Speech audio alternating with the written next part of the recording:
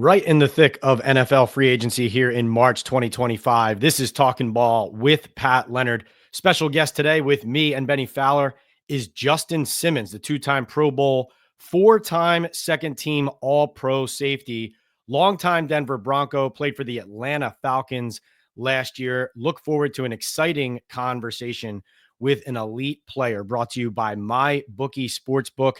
Rolled out the red carpet for the sports bettors this past NFL season. We hit almost 55% of our bets. You got to stay with MyBookie now going into March Madness, the Masters, the NFL Draft.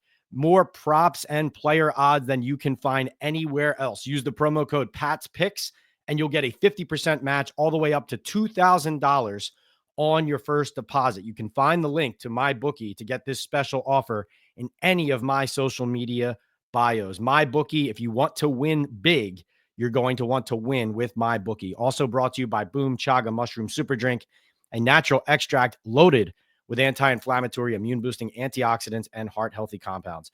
You can easily pour this natural liquid supplement into any of your favorite drinks. I put mine in my coffee every morning and immediately feel the difference.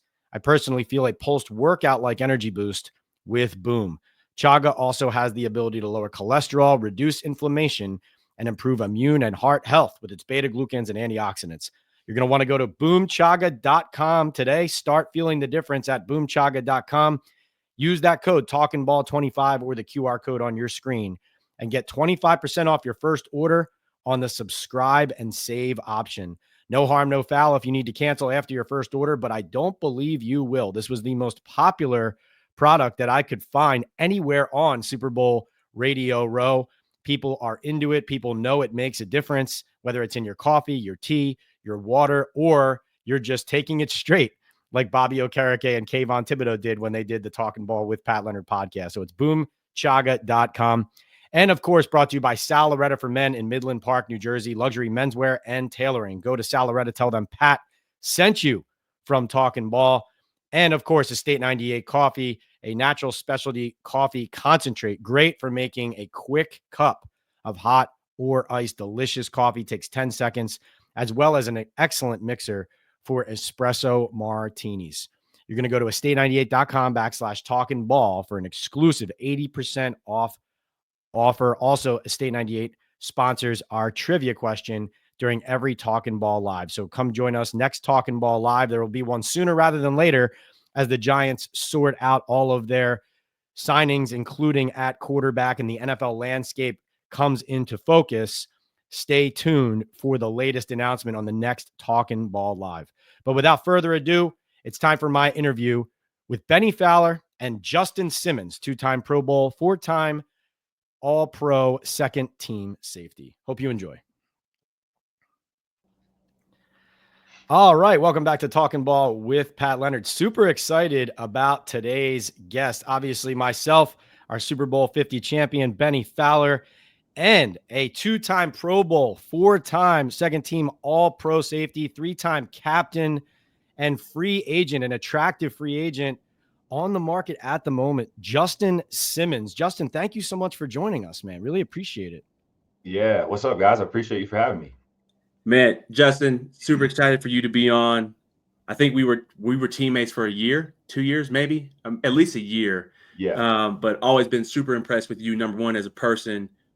And then who you are as a player is obviously what Pat just said. It speaks to itself. It speaks for itself, I should say. And then also you and I both love basketball. The question is who is the better player between me or Justin Simmons? I think Justin's a little scared to play me one-on-one. You know, even though he is more light-skinned than I am more of the Steph Curry than he is. Pat, he thinks just because he has a Draymond Green jersey hung up behind him, that's credibility enough to say he's better than I am. We'll settle this soon. We'll let everybody know, what the outcome is when that happens. But I'm gonna leave it for the court. I appreciate it. I appreciate you just leaving it there because you are definitely way more athletic than I am now. Now that I am 4 years removed from Watch playing out, any man. type of football. Buying that. Man, you'll probably get a call here in the next, I don't know, maybe hour on free agency. How are you feeling about free agency? You don't have to talk about the teams that are talking to you unless you want to, but how are you just overall feeling about free agency, and what are you thinking about in terms of your decision for your next team?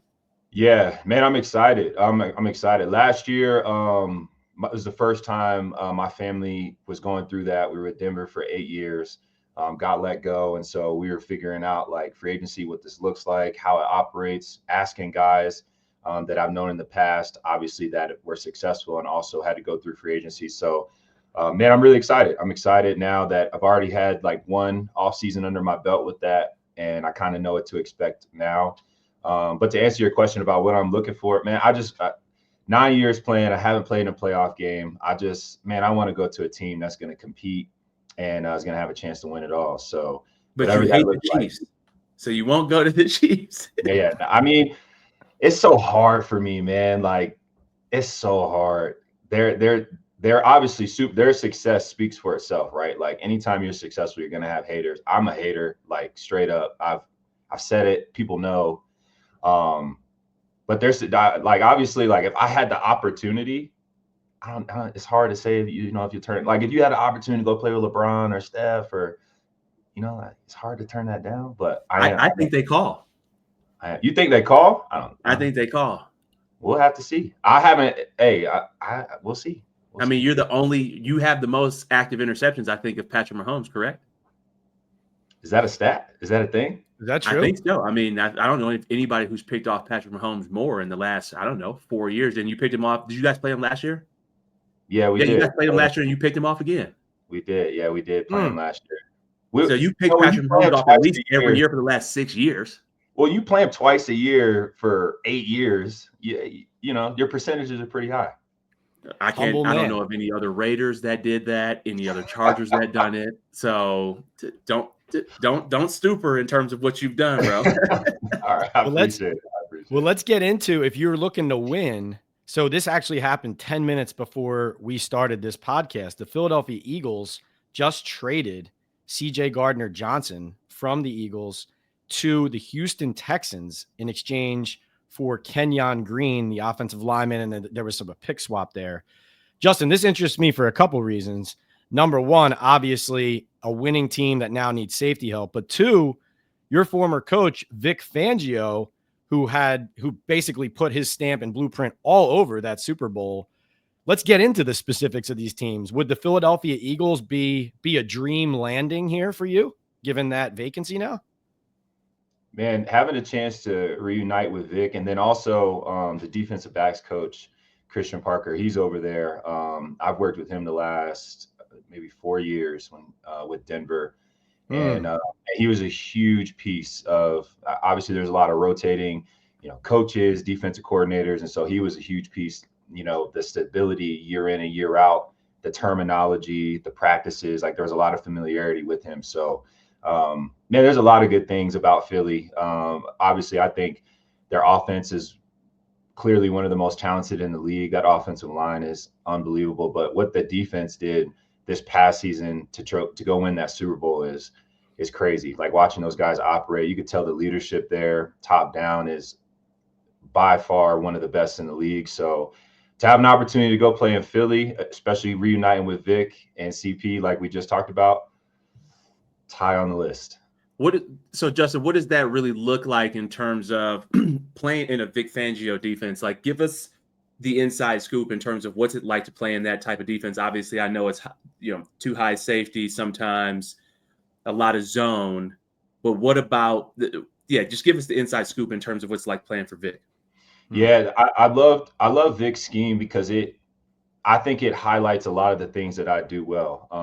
There's a lot of pre-snap communication, there's a lot of pre-snap recognition, and the idea behind everything is that the guy that gets paid the most on the field, the quarterback, we need to find ways to disrupt his rhythm, right? You can't just show your hand every time. So the too high shell, you're playing cover 2, you're playing cover 3, am I playing cover 4, am I playing cover 8, 6, man, 0. Like there's just so much that you could do out of that shell. And if you can find harmony and cohesiveness within your defense, secondary linebackers, if you don't tip or show your hand, the chances of you having success and the quarterback being indecisive as he's holding the football gives you a chance with a 4-man rush, gives you a chance to do a lot of creative things. And I think Vic's just been a mastermind over his NFL career as a coach of finding guys with the right talent to fit his scheme and to run it well. And I think that's what you saw in Philly this past season. And obviously he's had success at other places, but Philly really, I think, exemplified that well on that Super Bowl run. What do you think the way to beat the defense is? Because I think I have my own assumptions, but when you have a defense that likes to disguise that much, I mean, at least something that I learned with playing with Peyton is that we'll just go no huddle and we'll just play on the ball.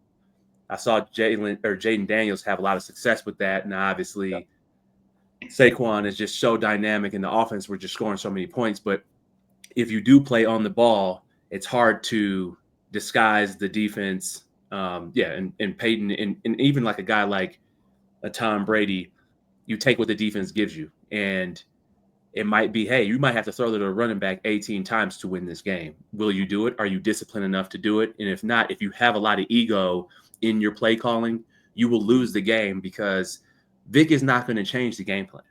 Mm-hmm.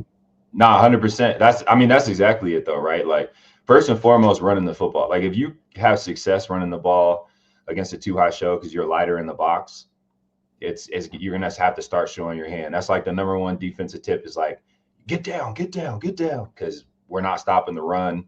You got to have bodies in the run count.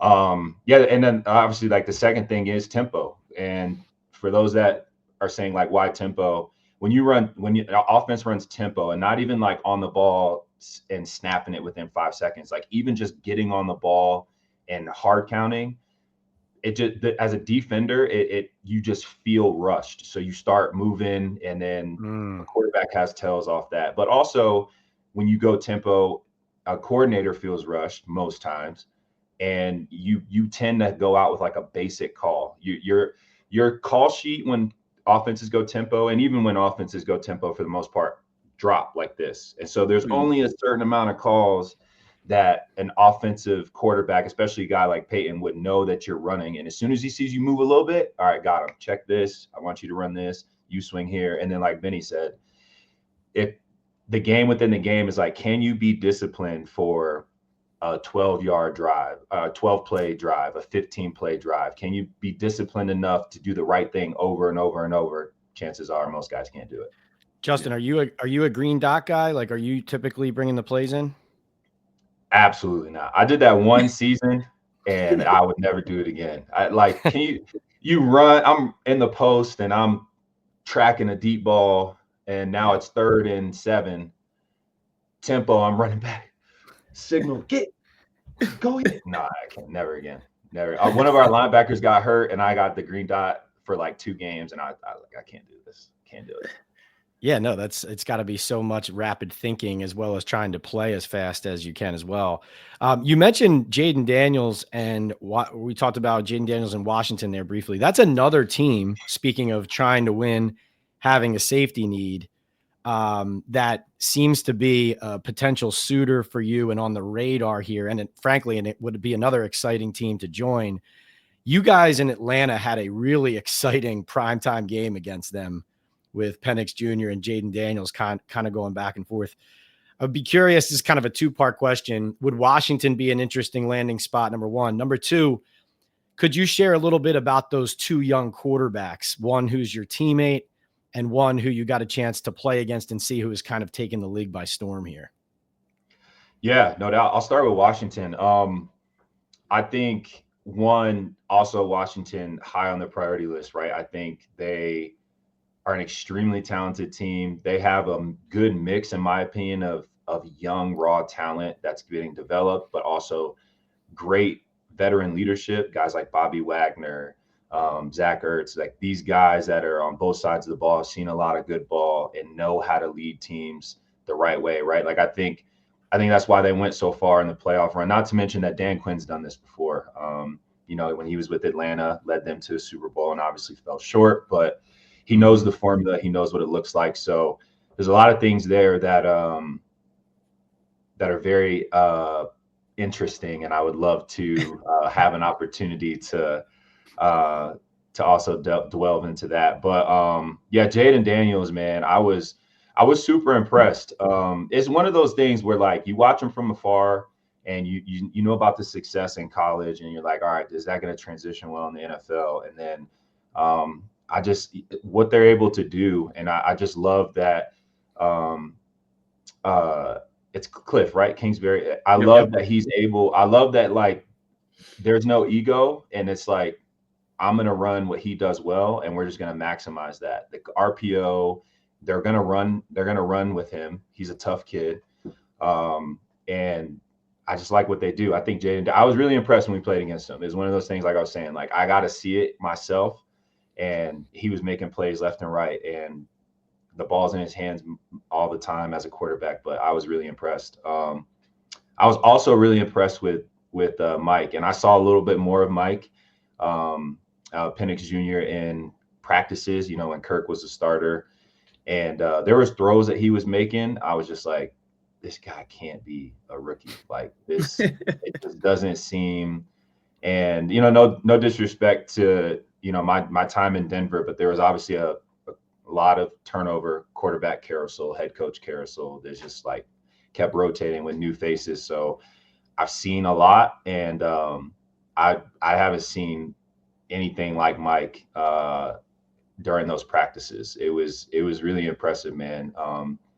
I remember just like talking to Jesse throughout the season, like, bro, is he doing this in training camp? Like, is this new? Is he just, you know, sometimes you get those practice squad guys that, like, yeah, it's stress-free. They're just playing ball, and they're snapping, and you're just like, that's a practice squad thing? Like, is this like, not practice squad, but it's like, you know what I mean? Like, he has a sheet, and he's just dotting us up. Like, what? And so I was impressed, man. And then obviously, like, I was telling guys, like, I think he's going to be really good. I was telling guys that were like in my close circle, transition to the regular season, and he gets the starting job, and it was transitionless. And I think as with all this offseason, and he's going to be able to have that rapport with the receivers. And I mean, Benny knows about how important that stuff is, the timing, all the whole nine, right? Like, I think it's only going to go up. So tell me why, or how you think. I mean, I think it's tough for college offenses to like transition to the NFL, and we haven't seen it really work with Chip Kelly and other different coordinators that have actually come into the league. Even when Cliff Kingsbury was in Arizona, it didn't really work that well. Do you think Jayden Daniels just has that much of a command, or he is just that much more talented in terms of bringing that type of spread offense and RPO to the NFL game? Yeah, that's a really good question. I was thinking about that myself, because Kyler Murray is a heck of an athlete. Like, yeah. And so when Kingsbury was in Arizona, I know they had that one really good year. They were like 13-3 at some point, you know, fighting for the NFC West division. And so I couldn't even, like, I've played against Kyler. I obviously played against Jayden last year, and I wouldn't say that there's like a huge skill differential by any means. Like, I think sometimes, like, when you're just in the right system with the right guys, things just happen to mold better, right? Like, I just think they had a pretty good running game still. Obviously Jayden Daniels leading that, but doing the RPO there. I mean, you know, Benny, like, even when the run pass option, even when they throw the ball, though, like quick screens, bubbles, like those are just extension of the run game. It's not necessarily a pass. So they do things well to spread out the defense and then take their shots when needed. And also, you got to have a quarterback that's not fearless. Like, he throws the ball down the field. You know, I know Kyler has had some skill players in Arizona, but I don't know if he's had, and they have Marvis Harrison Jr. now, and there's other guys that have been there, but I don't know if he's had like a Scary Terry or, you know, a quality receiver or like that over his career or whatever. Scary Terry's elite. Yeah. So you just throw the ball up to him and he's going to go get the football. You know what I mean? So, yeah, I don't know. I think about that all the time. I think it's a balance of a couple different things, but yeah, Jayden Daniels and Kingsbury, they're working well. I got a question. I want to rewind back to your time in Denver. Number one, I want to go to first impression of me as a teammate. And then I would love to know, what you learned from your veterans, the no-fly zone, starting with Aqib and Roby and TJ, Chris Harris, because I mean, you got a chance to learn from one of the best secondaries of all time. So I'd love to know what you learned from those guys. Yeah, no doubt. Let's start with the first question. Benny, I think when everyone wants to know, like, what are the guys like? Especially to come off a Super Bowl win. Like, that was like the first question I got asked from like all my friends. Like, what is this guy like? What is this guy like? What's the locker room like? And as soon as I got in there, man, and I saw the culture, I was like, oh, I get it.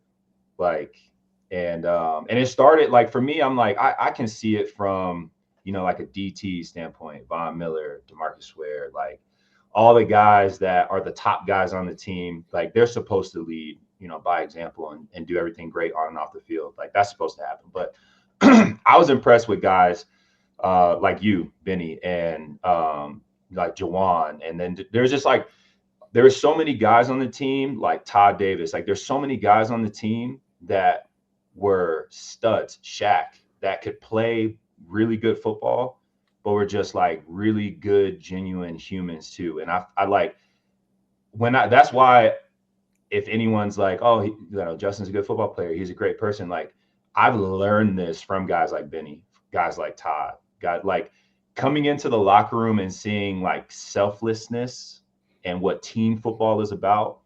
That to me was I couldn't have got a better experience in the NFL going anywhere else.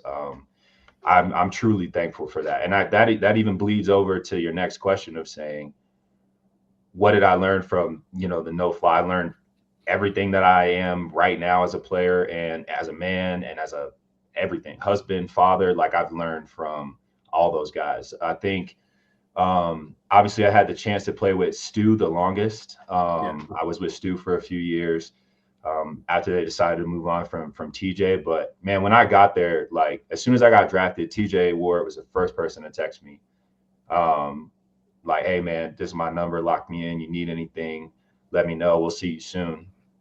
And I just remember, man, like picking their brains, like listening to them argue and debate, Aqib and TJ going back and forth and what they want to do, how they want to do it. Like it was just so cool seeing that player coach relationship. And because everyone thinks it's coach player, but with them, everybody was on the same page. Like there was so much respect with Wade and the rest of the group that it was all seamless. And that's why they were so good. And obviously I'm sure that happened in the linebacker room and in the defensive line room. But the reason why I've been successful, obviously I have talent and I'm not going to dispute that. But the reason why I've had so much success is because it's hard not to when I'm in a room like that. Those guys do everything exceptionally well. And every time I see them or, like I'm scrolling on IG and I see they post something, like I always remind them how thankful I am that I had the opportunity to not one, play ball with them, but two, like learn from them. I was blessed. Talib was the second smartest player I ever played with in Denver behind Peyton. I've never seen like a guy that just knew plays like I consider myself a smart player coming out of college. I've never seen anything to that degree. Like he would just line up and he would be like, hey, I'm jumping this, and it'd be a pick in practice. Like I didn't get it. I don't get it. It was crazy. And does that kind of culture only happen if the top players set that standard? Like if you have some of the top players not behaving that way, is it impossible for kind of the rest of the foundation to fall in line? Or can you do it without, let's say, like your quarterback and your top guys, not? It's impossible. Funky. It's impossible. Justin didn't get a chance to play with Peyton, but Peyton literally set the tone every single day. And people came here, people like Aqib and Emmanuel Sanders and TJ Ward, they came to Denver to play with Peyton and to win. So Peyton would set the tone in terms of practice and how you approach things. But then when you have an Aqib Talib who comes from a New England and sees what it's like to prepare in that way, and then he brings that and he brings his knowledge and the way these guys would study film. And Talib is one of those players, if you play against him in practice, you would wonder if you're on the same team. And then when you get out there on Sunday, though, if you wear the same colors as him, he's got your back no matter what. I don't know, Justin, what do you think? No doubt. Nah, he does. I never shared this story publicly, but I'm gonna share it now. I'll never forget. This is when I was like, oh, he actually has my back. Like, because Aqib's one of those guys, like Benny said, like when you're in practice and like he's so passionate and he loves the game so much that it comes off sometimes like, yo, like, are we good? Like, I gotta, you know what I mean? So there was a lot of that in practice. Like, I'm a young guy, and as a safety, like I gotta make the calls, and I'm giving calls to Aqib, Chris, TJ, like, like I'm telling like Todd, I'm telling Brandon Marshall, I gotta tell Vaughn to drop. He's just a Super Bowl MVP. I'm like, Vaughn, you gotta drop, and he's like, man, shut up, man, I know what I'm doing. You know what I mean? Like, so I'm saying all that to say, like, I'll never forget, we were playing in Miami, and we're on the sideline and we make an adjustment, and Aqib looks at me, he goes, hey, don't do that. Do what I told you to do. And now it's my second year. What am I going to do? Am I going to do what my defensive coordinator tells me to do, or am I going to do what Aqib tells me to do? So I go out there.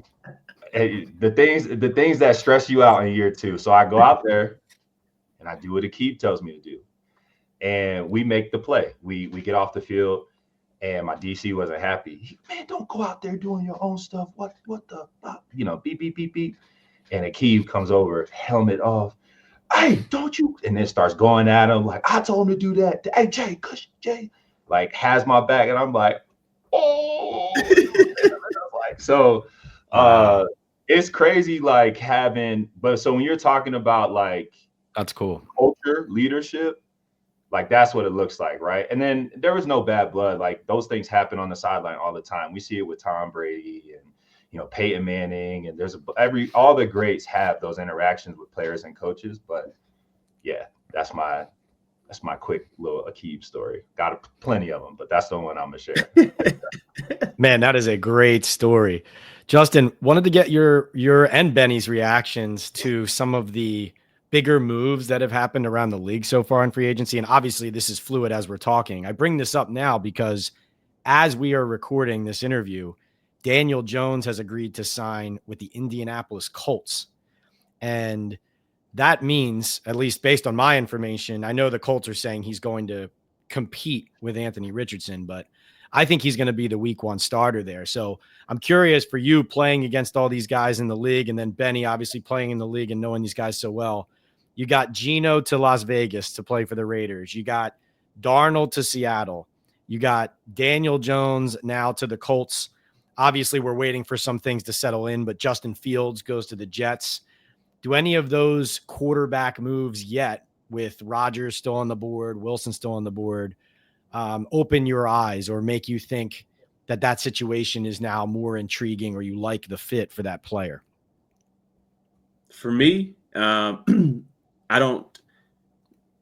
moves are great. I'm happy for the players in them getting paid, but none of those quarterback moves move me in a way for their team to take the next step. It's more of, hey, can they go out there and prove it? I would like Justin Fields to do well in New York. I would like him to get a consistent opportunity, and I would like him to take the next step in his game. For Sam Darnold, I'm happy that he had a great year in Minnesota and he got paid. Geno, you get to go to Las Vegas, reconnect with Pete Carroll. All those things are incredible, but I don't know who Geno Smith is throwing to besides Bowers. When it comes to Sam Darnold, he's throwing to Smith and Jigba. That's it. They traded all their best players. And then Justin Fields, you got Garrett Wilson, you're reconnecting with him, but it's a turnaround. You're trying to rebuild the culture. So none of those quarterbacks are like, when Peyton signed here or when Tom signed in Tampa Bay. I mean, quarterback is a hard position, but you have to surround all of these players with talent. I mean, Sam Darnold was throwing to Justin Jefferson last year. Smith and Jigba is good. He's on his way, but Justin Jefferson, Aaron Jones, Hawkinson, all those players, Addison. Like that's a lot of, those are a lot of pieces. So the quarterback can only be successful, with the people around him. Daniel Jones, I have a lot of love for DJ just playing in New York, but I don't know how successful he'll be. I don't know the receiver core besides Pittman over there. So and the coaching staff is coaching for their lives. So, things like that are tough. Yeah, no, I was basically going to echo the same things. I think too, it's hard, and I know Benny just hit on it. It's hard to pinpoint who you think is going to be successful and not. And again, like Sam Darnold and what he did in Minnesota. I mean, we played them last year when I was with Atlanta and got smoked, and in their home field, and we couldn't stop a nosebleed. It was bad, but I think too, like coaching matters. It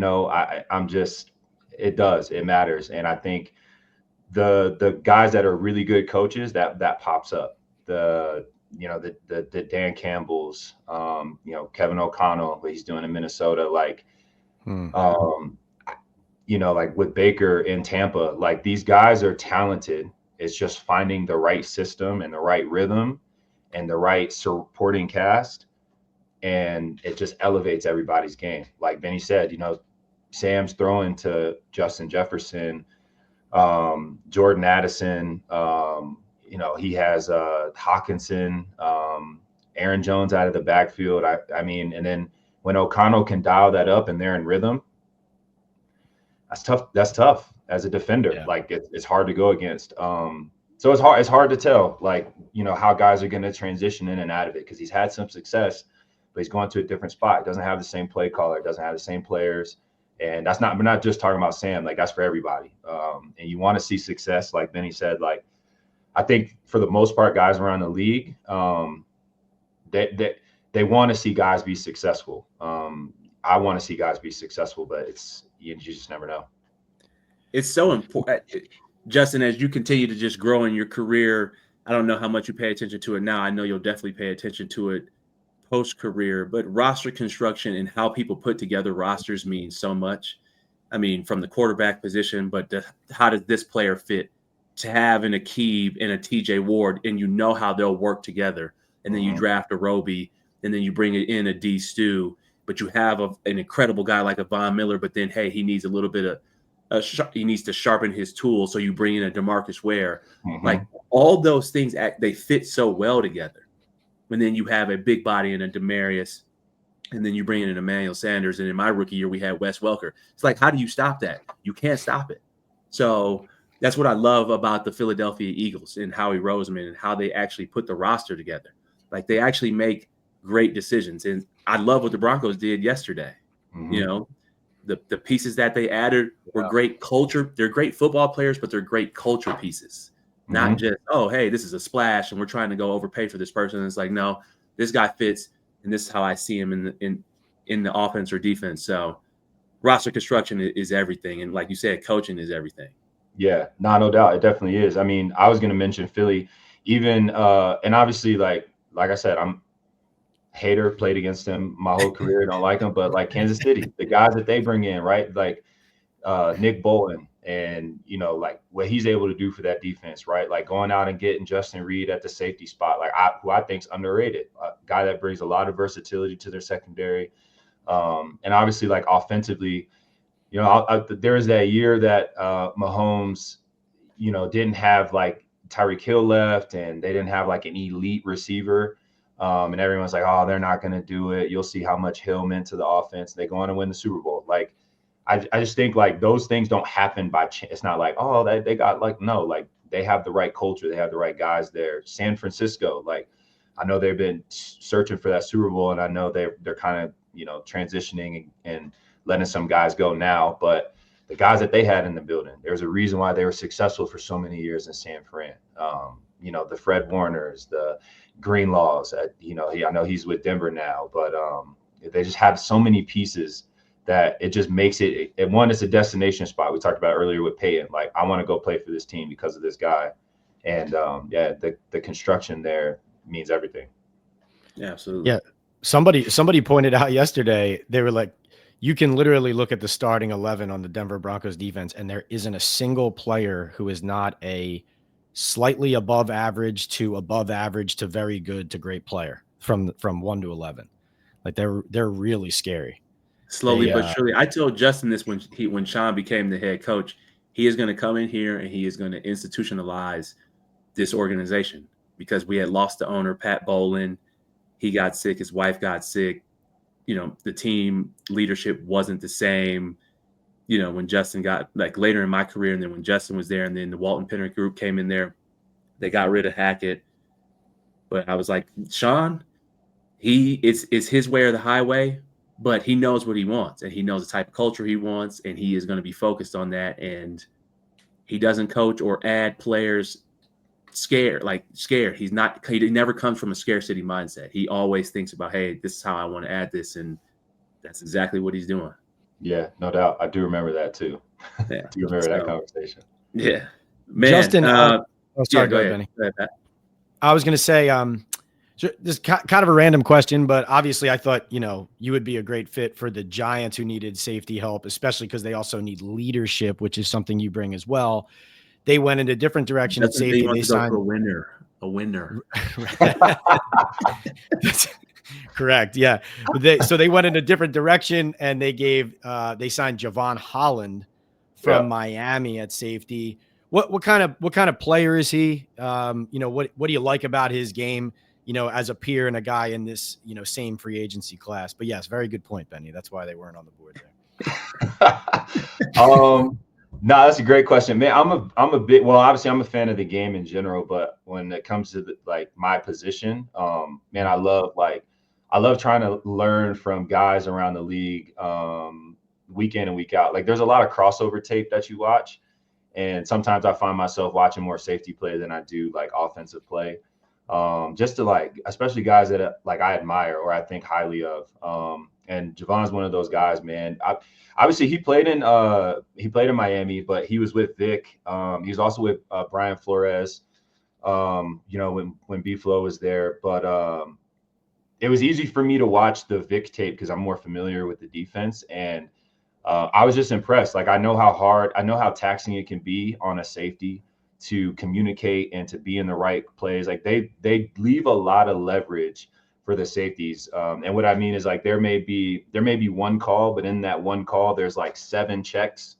And depending on what formation you get or who you're playing, what corner you're with or what linebacker you're with in coverage, those 7 checks are at your disposal. Now, obviously, they say out of the 7, we like these 3, run these when you see this, but there's a lot of things that you can cause, a lot of things to process. And I know they weren't the most successful, when they all were together down there in Miami. But I just thought I was impressed when I watched the tape. So I think Giants fans should have something to be excited for with him getting there. Justin, a couple more questions for me. Number one, how many more years do you want to play? And then number 2, top 2 players that you've played against. Ooh, that's a good question. Let's go with the first one. How many more years do I want to play? Before I got into the league, and I got drafted by Denver, I always said I wanted to hit double digits, so 10 years. So this is going into my 10th year. But once I hit 10, I was it's just going to be a year by year. How's my body feeling? My body feels great. So I would love to see a lot more years down the road. I love the game, and I just feel like I'm in a good spot with it. And so, I want to continue to play for a while. And then, top 2 players I played against. First and foremost, I have to say Patrick Mahomes. As much as I don't like the team, I am so impressed with how he just wins. And that's what the game's about, is winning. They find a way each and every year to win. And I also just think he's gotten so much better over the years at taking what the defense gives him. He was so good and so efficient earlier on with the big play, the 60-yard bomb, the 50-yard bombs, right? The big explosives. And then now, what I feel like, at least, I don't know how you guys see it, but I'm starting to see the Chiefs methodically drive down the field, and they're scoring a lot more points within the 10, within the 5. And to me, that speaks volume from a quarterback's perspective, because he's no longer, you still have those big play ability, but he's just taking what the defense gives him. And I know he's not necessarily regarded as the best receiver in the NFL, but when talking about the most difficult players I've ever played against, Tyreek Hill will always be on the top of my list. That speed, you cannot and I'm not saying Justin Jefferson, Jamar Chase, Devontae Adams. I'm not saying those guys aren't elite, talent wise, route running. I'm not even saying they don't have, but Tyreek Hill's speed in a game playing safety is stressful. It is like every play. Every single play, knowing where he is.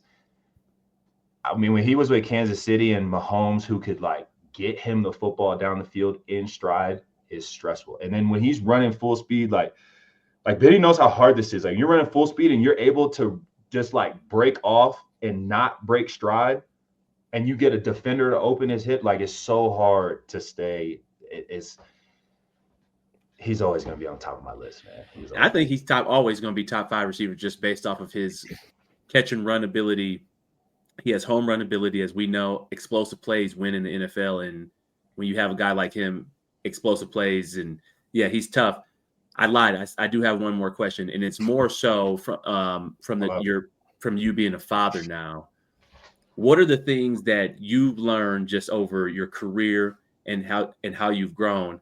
How are you going to implement those things into, as your children grow, the lessons and who you want them to be in the world? I think we don't always ask enough questions about, parenting, and you're parenting while playing in your career. But what are the things that you want to give your kids from what you've learned? Man, that's a amazing question, first of all. Secondly, I feel I'm going to try and keep this short. I feel like I got to talk about this for hours, especially when you start mentioning kids. That's just a thing. You become a parent and you're like, oh, you're talking about my kids? Let me show you my pictures. Look at my kids. You just get on a whole tangent. But to answer your question, everyone's going to have their own opinion. I think a lot of what's going wrong in the world today is we're afraid to let our kids fail, and we're afraid to be hard on them and call them higher than what they're doing or what's expected of them. So the thing that I'm the most thankful for in life is I'm thankful for my dad, who passed away a few years ago, but I'm thankful for him because he always made me do the hard thing, and I hated it, and I'm reaping the benefits of it now. And I'm not even saying from a career earning standpoint, from making in the NFL. I just mean mindset and want to itness. I'm so thankful for him because I can do the hard stuff. I can get through hard seasons, and I can know when I'm in a hard season that I'm going to see the good on the opposite end of it. I'm so thankful for that. And I'm thankful for football because you're just constantly under stress. Doesn't matter what's going on, good, bad, or indifferent. You had a good year. Great. Prove it. Do it again. Oh, you just got signed a big contract. Great. Prove it. Why we paid you a big contract. Oh, this is your contract year. Prove why you should. It doesn't matter what year you are in the end, you're always proving it every single time you step on the field. And I think for my kids, man, pushing them to be, everyone says, the famous saying, pushing them to be comfortable being uncomfortable. I want them to go through hard things. I want them to fail. I want them to see what it's like to operate when in a team sport where it's it's not about you. I don't need you to drop 30 points and have 20 rebounds. Maybe your job right now is to just play defense and to have 2 steals a game, and you let your teammates score 30. Those things to me are those are going to be really good life lessons for them, and they'll reap the benefits of it way down the road. But that to me is what I've learned playing in the NFL. Like there's so many hard things going on and a lot of things don't go your way, but like, how are you going to react when things don't go your way? And what type of character do you have and how are you built? I think those are important. So I'm going to try my best to do that for my kiddos. My God. Yeah, that's a great question and a great answer. And I would add to that, Justin, I'd be curious on your answer in this too. Like for me, you know, people like us, like we're driven professionally at whatever we do. And it's tough to be present when you're 100% on your job. Like you're working, like you, for example, you're working on your body, you're working on the playbook, you're working on the locker room, you know, all those things. And then it's like, I'm also a dad, you know, and that's like me with doing the podcast, doing the writing, going on traveling to the combine, this and that. Like, how do you balance it so that you're present enough to give those lessons and not self-conscious about I'm spending too much time here, too much time there? And I ask that because, like I said, that's like an everyday push and pull with me. Yeah, no, that's also a great question. Two quick things before I answer it. One, I'll have the answer for you in about 20 years because I don't know right now what that looks like. Two, whatever answer I give, when my wife watches it, she's gonna be like, "Yeah, right. He don't."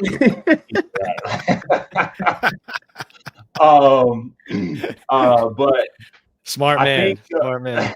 I think the hardest, and that's the hardest thing about it. Like, no lie, I remember listening to a podcast sometime. I think it was like three years ago or so, and it's just about like being a parent, balancing work-life things. And this one guy talked about how he literally gets home and he sits in the driveway for like 10 minutes, 20 minutes. It depends on the day he had. Sometimes he'll pray. Sometimes he'll listen to music. Sometimes he'll just sit in silence.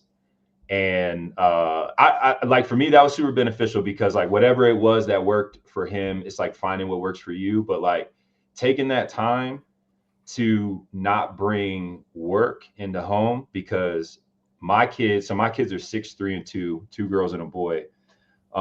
They do not care if the game plan, I don't like the game plan. They do not care if practice went poorly. They do not care if I lost on Sunday and I had a rough game. Like, they're like, "Dad, I want to play Barbies. Dad, let's do the dollhouse. Dad, watch me do this performance I worked on all day." And it's like, okay, let me go be dad. Like, this is actually who I am. Like, football is going to come and go. My career is going to come and go doing different things, but like being a dad, I will always, like, forever be a dad.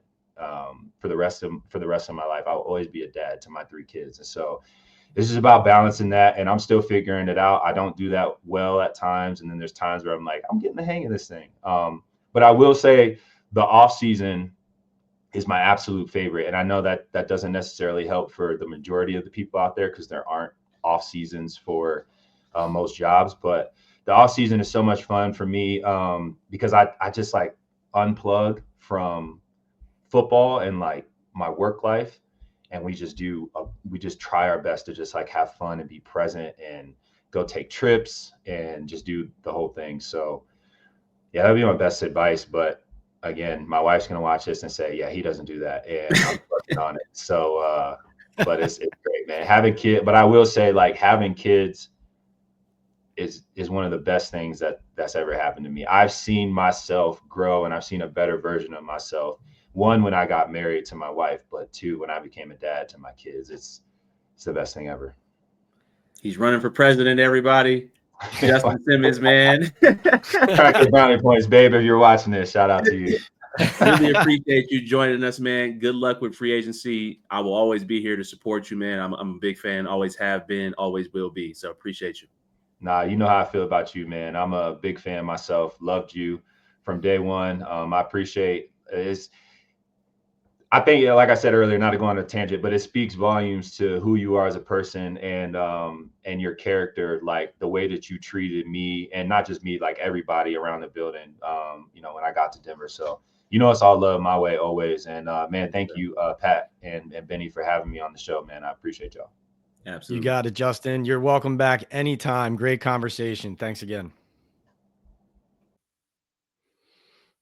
Awesome conversation with Justin Simmons and Bennie Fowler there about football, about life, about his free agency. Interesting. The Eagles and the Commanders being options for the two-time Pro Bowl safety. Going to keep a close eye on that as the free agency continues to spin and turn, and the quarterback situations are starting to settle in as we look for who's going to land in New York, in Pittsburgh. It's been so much fun to watch, follow, and cover. Stay with me on the Talkin Ball with Pat Leonard podcast here on the Believe Network, on the New York Daily News website as the NFL columnist and Giants beat writer. And like I said at the start of the pod, be aware that we are going to be doing another Talkin Ball live sooner rather than later to discuss all the Giants and NFL moves around the league. Looking forward to that. Reminder, we are brought to you here by MyBookie. The code for MyBookie is Pat's Picks for a 50% match all the way up to $2,000 on your first deposit. If you want to win big, you're going to go to MyBookie. You're going to win at March Madness, NFL Draft, the Masters. We cleaned up during the football season, including at the Super Bowl, with the Eagles covering the money line, plus the Eagles money line, plus the over, plus the Saquon Barkley 25 carries, plus the Devontae Smith anytime touchdown on a heater coming out of the NFL season. So you want to go to MyBookie to win big there. The most props, player props, and bets anywhere. You can even create your own props with MyBookie, a great feature they have there. Also brought to you by Boom Chaga Mushroom Super Drink, a natural extract loaded with anti-inflammatory, immune-boosting antioxidants and heart-healthy compounds. You can easily pour this natural liquid supplement into any of your favorite drinks. I put mine in my coffee every morning and immediately feel the difference. I personally feel a post-workout-like energy boost with Boom. Chaga also has the ability to lower cholesterol, reduce inflammation, and improve immune and heart health with its beta-glucans and antioxidants. Go to boomchaga.com today to start feeling the difference and use that code TalkinBall25 or access it through the QR code on your screen for 25% off on the subscribe and save option. Boomchaga.com. And of course, Sal Loretta for Men, luxury menswear and tailoring in Midland Park, New Jersey. Here in Bergen County, go to Sal Loretta for Men and tell them Pat sent you from Talkin Ball. Also, Estate 98 Coffee. Thanks to Estate 98 Coffee for sponsoring. Estate 98 is a natural specialty coffee concentrate. Makes a 10-second cup of hot or iced coffee. It's also great as a mixer for espresso martinis. Estate98.com/Talkin Ball will get you an 80% off discount off the offer. And as well, come to Talkin Ball Live for our Estate 98 trivia giveaway, where each session we ask a trivia question and the winner lands a free bottle of Estate 98. Thanks for being here for Justin Simmons' interview with me and Bennie Fowler on Talkin Ball with Pat Leonard. We will be back soon with more information and analysis.